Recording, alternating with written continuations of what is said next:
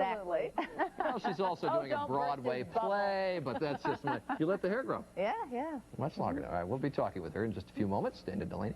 That means you noticed that her hairstyle is different from the past. I always notice, sure, yes. Thought I'd ask. Oh, okay, also in the... When Good Morning America continues.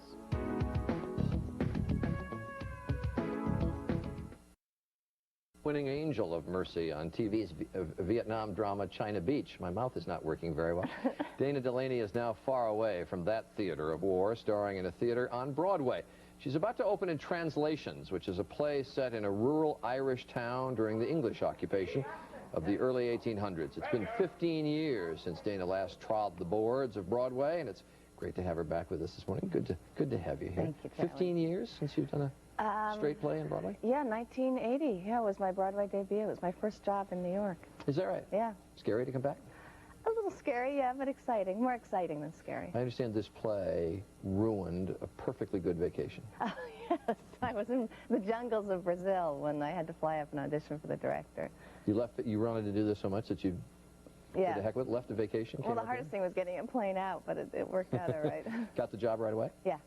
Then flew to Los Angeles and right back to New York? Flew to Los Angeles, came back New Year's Eve, started rehearsing, yeah. This is great Irish writer, right? Yes, Brian Friel. It's a beautiful play. And you are, I mean, with a name like Delany, Dana Delany, you are, what, all Irish? Half Irish, half English, and that's sort of the struggle my character has in the play. She's progressive and wants to speak the English language as opposed to the Gaelic language. You're half Irish, half English. Which half, to which half do you feel greater affinity? Well, my mother won't be happy, but I find the Irish side a little bit more fun. A little bit more upbeat, a little less uptight? A little richer. You know, it's the combination of the melancholy with the spirit. I like that. When did that part of your family, that's your dad's side, obviously. Yeah, you said you'd probably be unhappy. My great-grandfather came over after the potato famine to Brooklyn, yeah. Yeah, and then what was the development of the family? When did they get out there? How did they wind up where you wound up, etc.?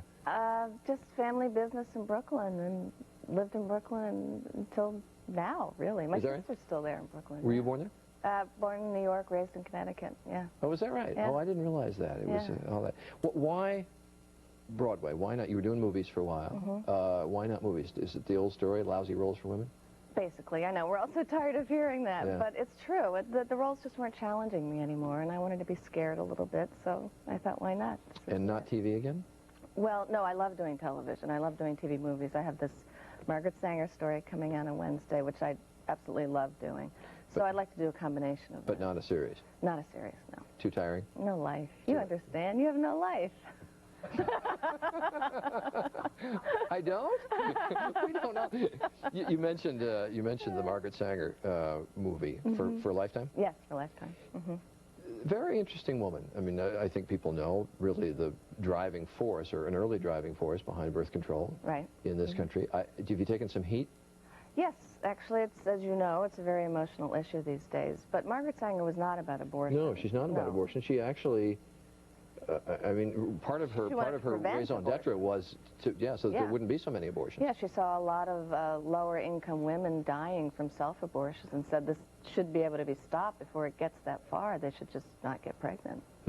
So really, she turned to birth control in order to try to lower the number of abortions in the country. Right. And indeed tried to spread birth control information, as I've read the histories of her, to a wider populace. It was the upper classes knew about it. That's right. It was only upper-class white women who knew about it, and these poor immigrant women would say to her, "What's the secret?" And they really did not know. Nobody knew.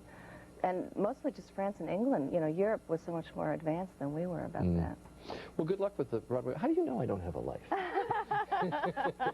I'm hoping you do. Oh. That's nice. Anyway, it's great to have you here. Thanks. Good luck with the play Translations. Thanks. And with the movie about Margaret Sanger. 18 now before the hour.